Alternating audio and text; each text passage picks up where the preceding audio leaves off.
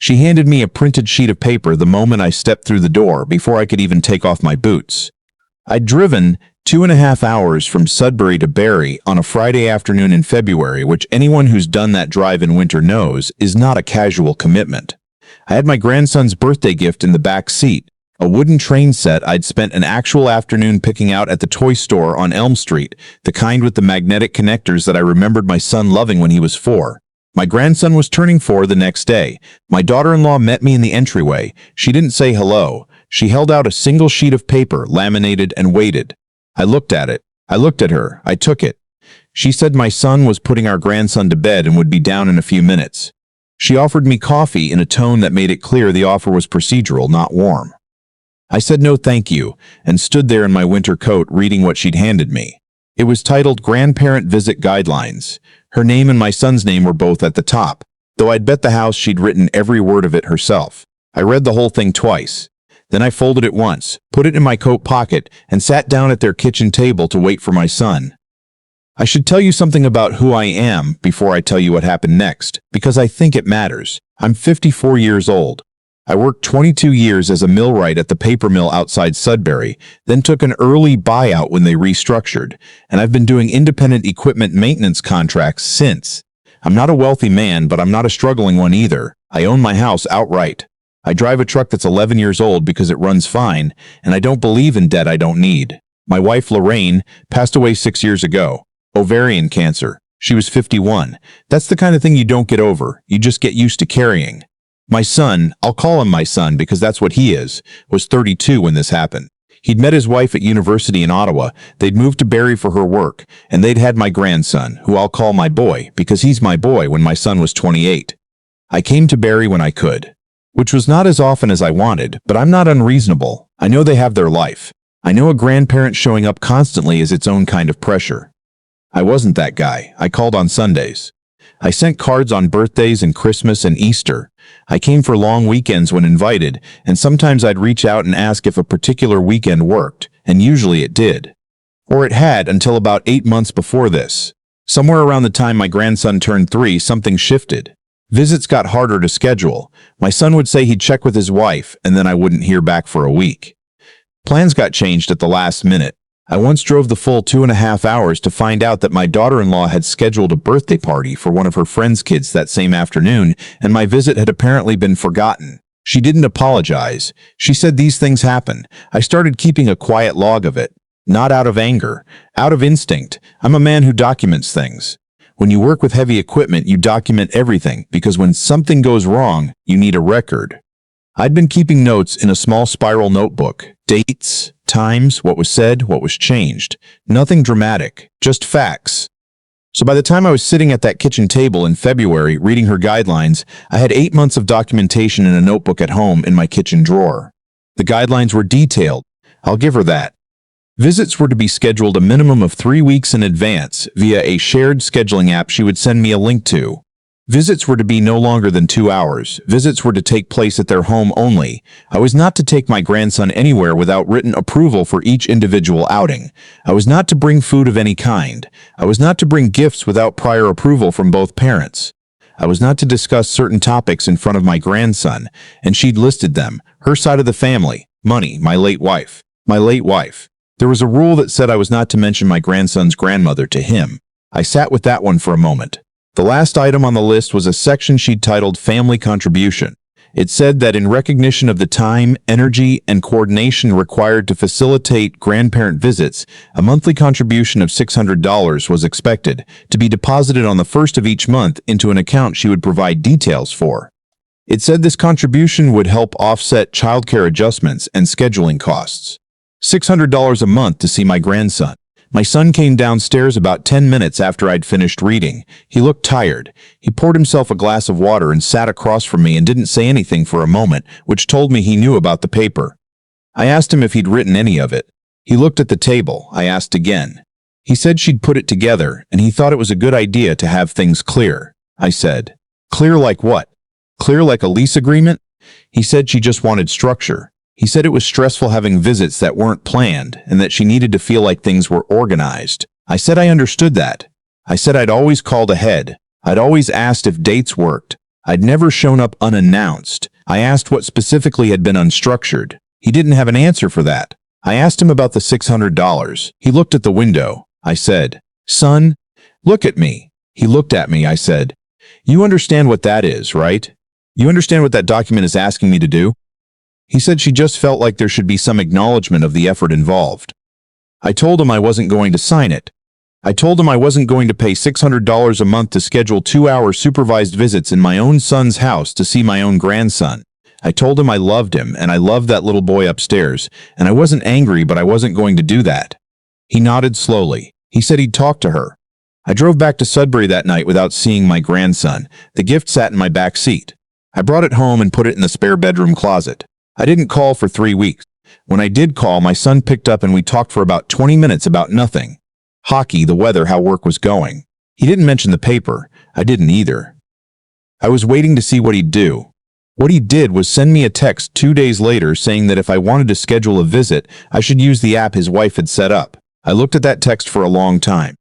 Then I called my friend Gord, who I've known since we were in shop class together in grade 9. Gord had gone on to become a paralegal, then a family law clerk, and he now worked for a practice in Sudbury that did a lot of family matters. I'd had coffee with him a handful of times over the years when I needed to understand something legal, and he'd always been straight with me. I told him what had happened. I read him the document over the phone. There was a silence on his end. Then he said, "Well, that's something." He told me a few things I didn't know. He told me that Ontario had no formal grandparent rights legislation, unlike some other provinces, but that the Children's Law Reform Act allowed a person to apply for access to a child if they could demonstrate that the relationship was in the child's best interest. He said courts took these applications seriously, especially when there was a history of involvement and no demonstrated harm. He said the key to any such application was documentation, a clear, factual record of the existing relationship and of any interference with it. I went home and took out my notebook. Over the next 6 weeks, I did something I'd never done before. I spent money on a lawyer. I want to be clear about what I mean by that, because I'm not a man who spends money carelessly. I met with a family lawyer named, I'll just say she was a woman in her late 40s who ran a practice out of a small office on Larch Street and came recommended by Gord. I paid for a 90-minute consultation. I brought my notebook. I brought the laminated sheet.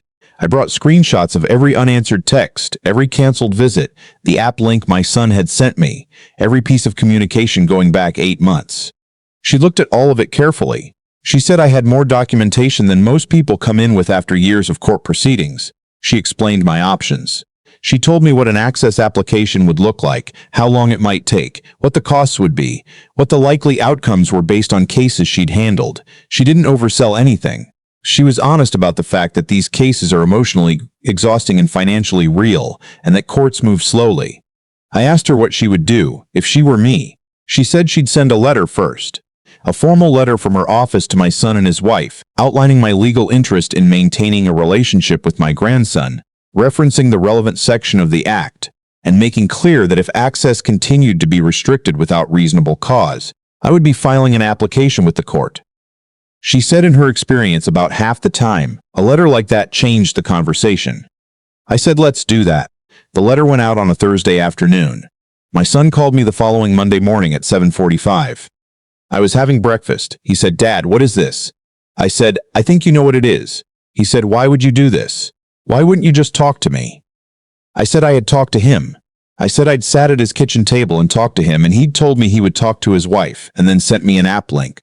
I said I'd called and he'd talked to me about hockey for 20 minutes and never mentioned the document once. I said I had talked to him. He was quiet for a moment. Then he said his wife was upset. He said she felt attacked. He said this was going to make things worse. I told him I wasn't trying to make things worse. I told him I'd been trying to make things better for 8 months by staying calm and not reacting and giving them space, and things had only gotten worse. I said a lawyer's letter is not an attack, it's a door, and what happens next depends on whether that door gets walked through or slammed shut.